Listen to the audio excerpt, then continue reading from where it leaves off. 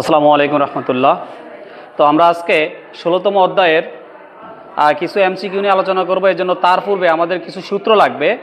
এজন্য আমরা 16তম অধ্যায়ের অঙ্কগুলোর জন্য এবং এমসিকিউ করার জন্য যে যে সূত্রগুলো লাগবে আমরা আজকে সেই সূত্রগুলো নিয়ে আলোচনা করব। তাহলে দেখো, পরিমিতির সূত্রসমূহ। পরিমিতিতে আমাদের 16.1, 2, 3, 4 চারটা অনুশীলনী আছে। কয়টা? চারটা। তাহলে আমাদের এই চারটা অনুশীলনীর জন্য সবগুলো অঙ্ক করার জন্য যে সূত্রগুলো লাগবে, আর এমসিকিউ তো সূত্র বিকল্প কিছুই নাই, মানে যে সূত্রগুলো পারবে সে এমসিকিউ অনায়াসে পেরে যাবে, মানে এমসিকিউটা সহজ হয়ে যাবে। তো আমরা সূত্রগুলো দিয়ে দিছি। দেখো, সমবাহু ত্রিভুজের ক্ষেত্রফল √3/4a²। সমবাহু ত্রিভুজ কাকে বলে? যে ত্রিভুজের প্রত্যেকটা বাহুকে সমান তাকে সমবাহু ত্রিভুজ বলে। তাহলে আমি জানি যে ত্রিভুজের যদি একটা বাহু থাকে তাহলে তো আমি ত্রিভুজের ক্ষেত্রফল লিখতে পারি, কারণ √3/4a², এ হচ্ছে কি বাহু। তাহলে সমবাহু ত্রিভুজের প্রত্যেকটা বাহুকে সমান, তাহলে একটা বাহুর মান যদি এ হয়, তিনটা বাহুর মান কি? তিনটা বাহুর মান তো এ হবে সবগুলোই। এই জন্য তখন ক্ষেত্রফলের সূত্রটা হবে √3/4a²। আর সমবাহু ত্রিভুজের পরিসীমা যেমন আমরা যদি একটা সমবাহু ত্রিভুজ দেখাই, ধরো একটা ত্রিভুজ, এটা সমবাহু ত্রিভুজ ধরলাম, তাহলে এটা যদি এ হয়, এটাও এ, এটাও এ, তার মানে হচ্ছে সমবাহু ত্রিভুজের ক্ষেত্রফল, এই ত্রিভুজের ক্ষেত্রফল হবে √3/4a²। আর সমবাহু ত্রিভুজের পরিসীমা, যে কোনো ত্রিভুজ হোক চতুর্ভুজ হোক, তার পরিসীমা হচ্ছে, যদি ত্রিভুজ হয় 3টা বাহুর যোগফল, চতুর্ভুজ হলে 4টা বাহুর যোগফল, পঞ্চভুজ হলে 5টা বাহুর কি হবে? যোগফল। সেটা হচ্ছে তার পরিসীমা। তাহলে সমবাহু ত্রিভুজের পরিসীমা হচ্ছে, যেমন এক এ এ এ, এই তিনটা যদি বাহু যোগ করি তাহলে কত এ হবে? 3a। তাহলে 3a হবে, শেষ। আর সমবাহু ত্রিভুজের কি উচ্চতা, এটা দিয়ে এমসিকিউ আসে, এগুলো দিয়ে এমসিকিউ হয়। সমবাহু ত্রিভুজের যদি আমি এখান থেকে একটা লম্ব আঁকি, এটাই উচ্চতা হবে, তখন এটার এই উচ্চতার সূত্রটা হচ্ছে √3/2 কি এ, √3/2 এ। এই ক্ষেত্রফলের সাথে এটা মিল আছে। দেখো, এখানে √3/4 ছিল, এখানে √3, এটার বর্গমূল হবে আর এটারও বর্গমূল হবে, এটুকু মনে রাখতে হবে। তারপর সমদ্বিবাহু ত্রিভুজের ক্ষেত্রফল। সমদ্বিবাহু ত্রিভুজটা কিরকম? যেমন তোমার যদি এরকম হয়, ধরো এই বাহুটা সমান, আমরা জানি যে ত্রিভুজের দুটি বাহু সমান এবং একটা বাহুকে অসমান তাকে সমদ্বিবাহু ত্রিভুজ বলে। তার মানে কি দুইটা বাহুকে সমান। এখন আমি যদি এটারে এ ধরি, এটাও হবে এ, আর এটা হবে কি বি। এখন এখানে বলছি সমবাহু ত্রিভুজের ক্ষেত্রফল, তাহলে b/4 √4a² মাইনাস কি b²। এখানে এটা হচ্ছে কি সমান সমান বাহুর দৈর্ঘ্য, এটা কি সমান সমান বাহুর দৈর্ঘ্য, আর বিটা হবে কি ভূমি, বি হবে কি ভূমি। যখনই আমরা দেখবো যে ভূমি থাকবে, ভূমির একটা মান দেওয়া থাকবে আর সমান সমান বাহুর মান দেওয়া থাকবে, তখন আমরা এই ত্রিভুজের ক্ষেত্রফল এই সূত্রটা দিয়ে কি মান বের করব। ক্লিয়ার? এবার বিষমবাহু ত্রিভুজ। যে বিষমবাহু ত্রিভুজ কাকে বলে? যদি একটা ত্রিভুজের এরকম থাকে, ধরো তোমার এইটা ধরো এ, এইটা বি, এটা ধরো কি সি, তাহলে তার মানে কি এই ত্রিভুজের 3টা বাহুর দৈর্ঘ্য কয় রকম হবে? 3 রকম। তাহলে যে ত্রিভুজের 3টা বাহু 3 রকম হবে, মানে ভিন্ন ভিন্ন হবে, তাকে বিষমবাহু ত্রিভুজ বলে। কোনো বাহুর সাথে কোনো বাহু কি হবে? মিল হবে না আর কি। তখন সেই ক্ষেত্রে বিষমবাহু ত্রিভুজের ক্ষেত্রফলের সূত্র হচ্ছে √s(s−a)(s−b)(s−k)(c). এখানে এসটা কি আবার লিখে দিছি অর্ধপরিসীমা, এসটা হচ্ছে কি অর্ধপরিসীমা। অর্ধপরিসীমা বের করার নিয়মটা হচ্ছে কি, 3টা বাহুর যোগ করে কয় দিয়ে ভাগ? 2 দিয়ে ভাগ, তাহলে আমার অর্ধপরিসীমা পেয়ে যাব। আর ক্ষেত্রফলের সূত্র বলছি কি √s(s−a)(s−b)(s−k)(c). তাহলে আমরা এস এর মানটা আগে বের করে নিব। 3টা বাহুর যোগ করে 2 দিয়ে ভাগ করার পর যে এস এর মান পাবো, সেখানে এস এর জায়গায় ওই মানগুলো বসিয়ে দেবো।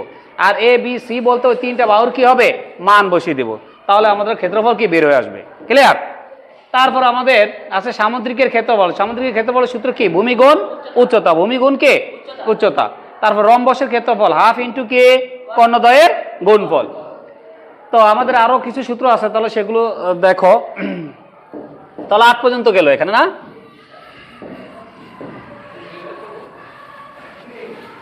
না না, দাঁড়াও।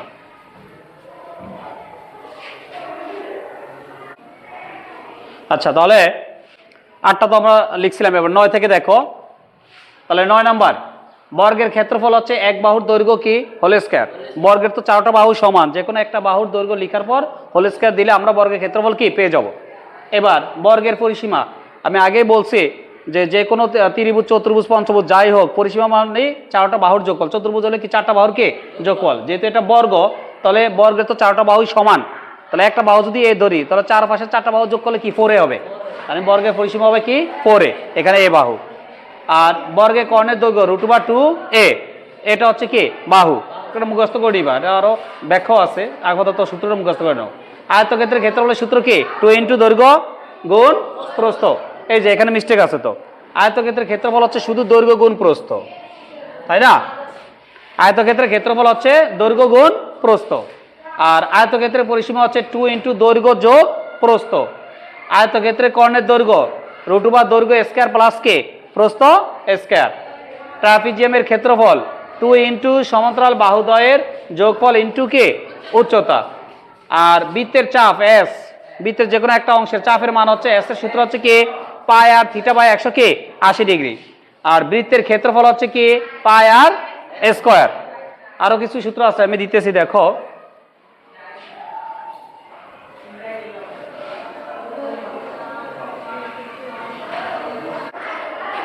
আচ্ছা, তাহলে 18 নম্বর সূত্রটা দেখো, বৃত্তের পরিধি 2 পাই আর বৃত্তকলার ক্ষেত্রফল theta pi r square by 360 degree. আয়তকার ঘনবস্তুর সমগ্র তলের ক্ষেত্রফল 2 of AB plus BC plus CA. ক্ষেত্রফল হলে বর্গ একক হবে, একক যেটা থাকবে অঙ্ক তো সেটা দিয়ে দিব। আর আয়তকার ঘনবস্তুর কর্ণের দৈর্ঘ্য √a square plus B square plus C square. আয়তকার ঘনবস্তুর আয়তন এ বি সি। এখন আমি তো এখানে চলক দিয়ে লিখছি এ বি সি, এখানে এটা কি এই তিনটা সূত্রের বেলা দেখো, এখানে এ হচ্ছে দৈর্ঘ্য, বি হচ্ছে প্রস্থ, সি হচ্ছে কি উচ্চতা। ক্লিয়ার? এবার আসো, ঘনকের সমগ্র তলের ক্ষেত্রফল হচ্ছে কি 6a স্কয়ার, আর ঘনকের কর্ণের দৈর্ঘ্য √3a, আর ঘনকের আয়তন হচ্ছে a কিউব। এখন ঘনক কাকে বলে? আয়তকার ঘনবস্তুর যদি দৈর্ঘ্য প্রস্থ উচ্চতা সমান হয় তখন তাকে কি বলা হবে? ঘনক। তাহলে আমার দৈর্ঘ্য যদি আমি এখানে এ আকারে লিখছি না, তাহলে দৈর্ঘ্য এ হবে, প্রস্থ এ হবে, উচ্চতাও কি এ হবে। ঘনকের মানে কি তোমার ঘনকের দৈর্ঘ্য প্রস্থ উচ্চতা তিনটা কি হবে? সমান হবে। এজন্য যদি তুমি দৈর্ঘ্য এ ধরো, প্রস্থ এ হয়ে যাবে, উচ্চতাও কি এ হয়ে যাবে। ক্লিয়ার? আরো কিছু সূত্র আছে আমরা লিখতেছি, দেখো।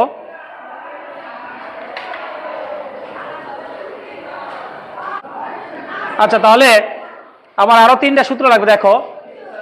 বেলন বা সিলিন্ডার একই কথা, বেলন বা সিলিন্ডারের পৃষ্ঠতলের ক্ষেত্রফল হচ্ছে 2 পাই আর এইচ, আর বেলন বা সিলিন্ডারের আয়তন হচ্ছে পাই আর স্কয়ার এইচ।